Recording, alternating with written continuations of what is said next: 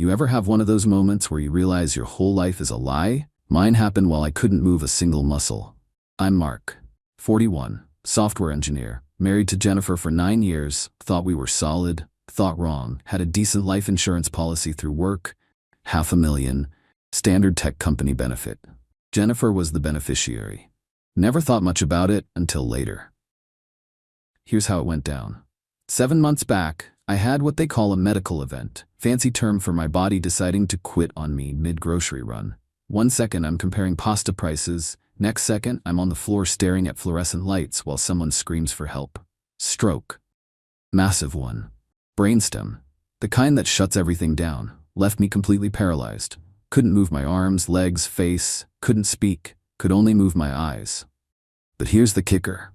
I was totally aware, every single thing happening around me. Just couldn't respond beyond blinking. Locked-in syndrome is what the neurologist called it later. Rare. Most people don't come back from it. I didn't know that at the time. I just knew I was trapped in my own body. They rushed me to County General, ICU. Tubes everywhere, machines beeping. Jennifer showed up about an hour after I got there. I heard her voice before I saw her. She was crying, sounded devastated. That gave me hope. Stupid, I know, but when you're lying there unable to move, you grab onto whatever you can. The doctor was explaining my condition. Big words, medical jargon. Jennifer kept interrupting with questions. Good questions, practical questions. When would I wake up? What were my chances? Would there be brain damage? Then she asked the question that changed everything. If he doesn't improve, what are our options? Our options. Not his options. Our options. The doctor explained about quality of life decisions, about living wills, about how if I couldn't communicate, she as my spouse would be my medical proxy. I'm lying there thinking, okay, that makes sense. She's handling the hard stuff so I can focus on getting better. Then I heard her ask something else. How long do we have to wait before making that kind of decision? That kind of decision. Meaning pulling the plug. The doctor said they'd give it 72 hours, see if there was any improvement, any response to stimuli, anything. Jennifer said okay, said she understood, said she'd stay with me. She didn't. She left after about 20 minutes, told the nurse she needed to go home and rest, make some calls, let people know what happened. I spent that first night alone, just me and the machines. Couldn't sleep, couldn't move, just existed. Day 2. Jennifer came back around noon, brought my brother Tom with her. Tom's younger than me by 3 years. We're close. He was upset, really upset. Kept saying I'd be okay, that I was tough, that I'd pull through. Jennifer didn't say much, just sat in the chair scrolling through her phone. Tom stayed for hours, talked to me about work stuff, about a game we'd been planning to go to. Normal stuff, like I could actually respond. It was nice, made me feel human. Jennifer left after an hour, said she had things to handle. Tom noticed. I could tell by how he stopped talking mid-sentence when she announced she was leaving. He didn't say anything though, just went back to talking to me. That night, around 8 p.m., I heard voices outside my room. Jennifer and someone else. A man. Not Tom. Didn't recognize the voice. They were talking low, but the door was open a crack. I could hear everything. Are they sure he's not aware? The man asked. They said he's not responsive. Brain activity is there, but he can't communicate. Jennifer's voice. That's not the same as not aware. Does it matter? He's not coming back from this. You don't know that. I do. Trust me. The doctor said chances are slim. Jennifer, I don't know about this. You said you loved me. Silence. I do love you. You know I do. But this feels wrong. What feels wrong is being trapped in a marriage while he just exists. We can't move forward until this is resolved. Move forward. With this guy. Whoever he was. My heart rate monitor started beeping faster. I could hear it. So could they.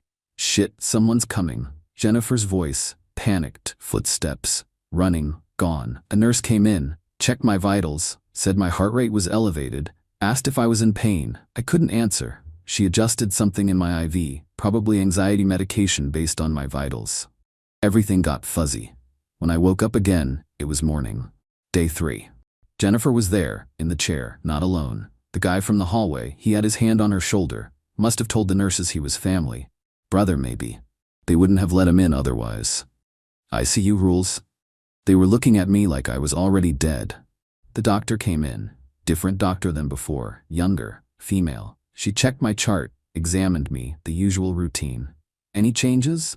Jennifer asked. No significant improvement. He's stable but not responsive. What happens now? We continue monitoring, see if there's any progress over the next few days. And if there isn't, then we discuss long-term care options with the family. I'm his family. I'm his wife. Yes, you are. We'll discuss everything with you when the time comes. Jennifer leaned forward. Doctor, can I be honest with you? Mark was always very clear about this kind of thing. He wouldn't want to live like this, connected to machines, unable to communicate. If he's not going to recover, we shouldn't save him. We should let him go with dignity. The doctor looked uncomfortable. Mrs. Wilson, it's only been 3 days. We don't make those determinations this early. But if he doesn't improve, let's give him time. The brain can surprise us. The doctor left. Jennifer and the guy started talking, quieter this time, but I could still hear. How much longer? The guy asked. I don't know, but I can't keep doing this. I can't keep pretending. What are you going to do? What I have to. She left with him. I was alone again. That night, 2 nurses were changing my IV, talking to each other like I wasn't there. Nurses do that sometimes. Forget the patient can hear. Poor guy, wife barely visits. I noticed she was here earlier with some man. Boyfriend maybe? While her husband's in here, that's cold. People are weird about this stuff. Some can't handle it. They finished up and left. I laid there thinking, processing. Jennifer had someone else. She wanted me gone, was waiting for me to die. That's when something shifted. Maybe it was rage. Maybe it was survival instinct. But something in my brain clicked. I focused on the only thing I could control, my eyes. I'd been blinking randomly, reflexively, but could I do it on purpose? Could I control it?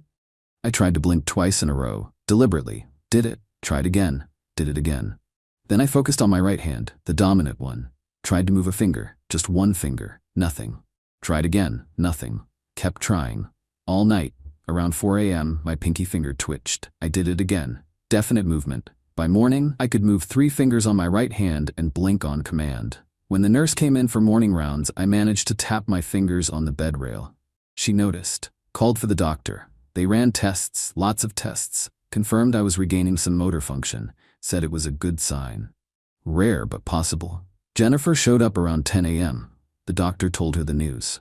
I watched her face, expected relief, maybe happiness. Got neither. She looked worried. So he's getting better, she asked. We're seeing some positive signs, yes. It's early but encouraging. But is he aware? Can he understand us? Hard to say definitively, but brain scans show activity consistent with consciousness. Jennifer went pale. After the doctor left, she came close to my bed, leaned in, whispered, I know you can hear me. I don't know how much you understand, but I need you to know something. I loved you. I did. But that was a long time ago. Things changed. I changed. And I'm not going to spend my life taking care of someone who can't even speak. She straightened up, spoke normal volume. The doctor says you might be aware. That's good. That means you can understand what I'm about to do. She pressed the call button. The nurse came. I need to speak with whoever's in charge of his care. All of his doctors. It's time to make some decisions about his treatment. My heart rate spiked again. Monitor started beeping. Sir, are you okay? The nurse checked my vitals. I tried to move my hand, managed to wave my fingers. He's moving, doctor. He's deliberately moving. Suddenly everyone was in my room. Doctors, nurses, testing my responses, asking me to move if I could hear them. I moved my fingers every time. He's in there. He's fully conscious. The neurologist sounded amazed. Jennifer stood in the corner, silent. They started talking about rehabilitation, about recovery, about how rare this was. Jennifer left without saying goodbye. Over the next 2 weeks, I improved fast. Started moving my arm, then my leg. Speech came back slower, slurred at first, but it came back. Jennifer visited twice. Both times she seemed angry. I was getting better. Tom came every day. He noticed something was off with Jennifer too. She seems distant, he said one day. Not herself. I wanted to tell him everything, but I couldn't speak clearly yet. And even if I could, what was I supposed to say? Your sister-in-law wants me dead so she can run off with her boyfriend? Needed proof first. By week 3, I could talk in short sentences. Still slurred, still slow, but functional.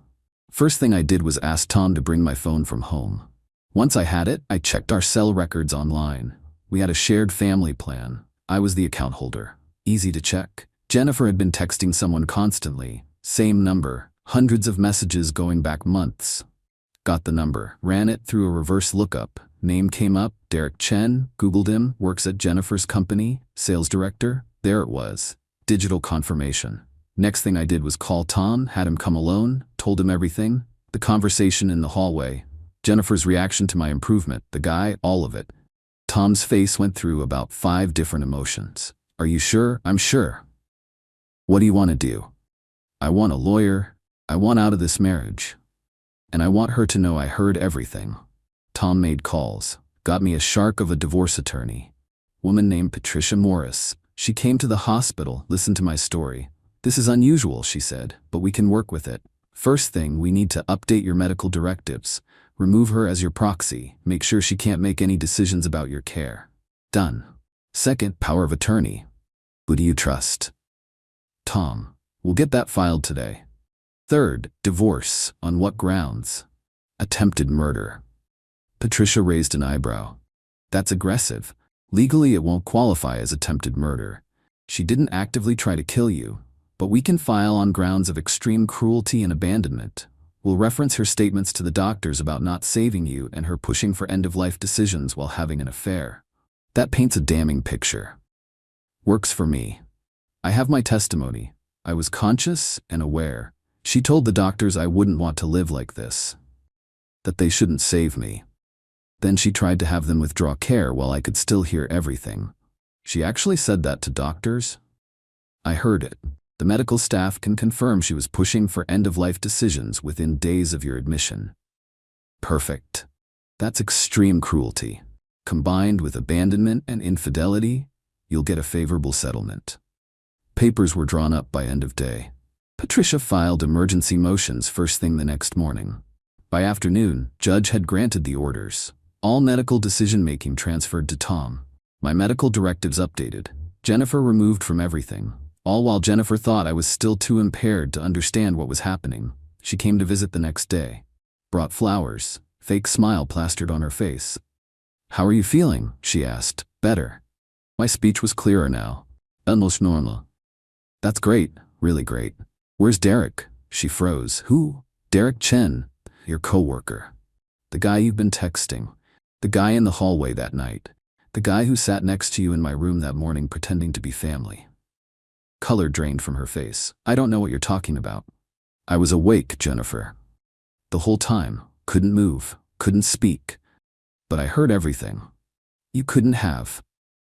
Locked-in syndrome. Rare but real. I heard you tell him you wanted to move forward. Heard you ask the doctor about pulling the plug. Heard you tell me you weren't going to take care of me. She backed toward the door. You're confused. The stroke affected your memory. My memory's fine, so are the phone records, and the medical notes about you pushing for end-of-life care within days of my admission. Hospital keeps detailed records of family interactions. You can't prove anything. Don't need to. I just need enough for a divorce. You're not well enough to make legal decisions. Actually, I am. Patricia arranged competency evaluations. 2 different psychiatrists over the past week. Both cleared me, fully competent, already signed the papers. What papers? That's when Patricia walked in. Perfect timing. Mrs. Wilson, I'm Patricia Morris. I represent your husband. You've been served. She handed Jennifer an envelope. Jennifer opened it, started reading. Face went from white to red. You're divorcing me? After everything I've done for you? You mean after everything you tried to do to me? I said. Yeah, we're done. This is insane. You can't just... He can, Patricia said calmly. You're also being removed from all medical directives and financial accounts. Power of attorney has been transferred to his brother. You no longer have any legal authority over his care or his assets. That's not legal. It absolutely is. Your husband is of sound mind. He has every right to determine who makes decisions for him, and he's decided it's not you. Jennifer looked at me. You're going to regret this. Only thing I regret is not seeing who you really were sooner. She threw the papers at me and stormed out. Patricia smiled. That went well? You think she'll fight it? She'd be stupid to. The evidence of her affair alone is enough. Add in her behavior during your medical crisis, no judge will side with her. She was right. Jennifer hired a lawyer. Some guy who clearly took the case for the money. He filed motions, tried to delay, tried to claim I was mentally impaired and the divorce should be invalid. Patricia destroyed every argument with medical evaluations proving my competency. Jennifer tried to claim she was entitled to half my assets. Patricia pointed out she'd tried to have me declared unresponsive and pushed for end-of-life decisions while having an affair. Also brought up the life insurance policy. $500,000 with Jennifer as beneficiary. Made it clear she had financial motive to let me die rather than divorce me. That went over great with the judge. The whole thing took 4 months. By then I was out of the hospital, doing physical therapy, living with Tom while I recovered. Jennifer got nothing. No alimony, no assets, just her own debts and her reputation in ruins. Derek, he dumped her 2 weeks after the divorce papers were served. Guess he didn't want damaged goods. I saw her once after everything was finalized. Grocery store. Same one where I'd had the stroke. She looked rough, tired, older. She saw me, started to say something, then stopped, just walked away. I didn't feel bad, didn't feel vindicated either, just felt done. Tom asked me once if I thought she'd actually tried to kill me. No, I said, she just wanted me to die. There's a difference. Is there? Legally, yeah. Morally? I shrugged. Probably not. I'm doing better now. Speech is back to normal. Mobility is about 85%. Still got some weakness on my left side, but it's manageable. Working again. Different company. Fresh start. Dating? Nah, not ready. Might never be. Trust issues and all that. But I'm alive. That's what matters. Sometimes I think about that moment in the hospital, when I was paralyzed, trapped, listening to my wife plan my demise, and I think about how close I came to actually dying. Not from the stroke, but from giving up. If I hadn't heard what I heard, I might not have fought so hard to come back, might have just drifted away. So in a weird way, Jennifer trying to get rid of me is what saved my life. Gave me a reason to fight, gave me a reason to prove I was still here. Still alive. Still me.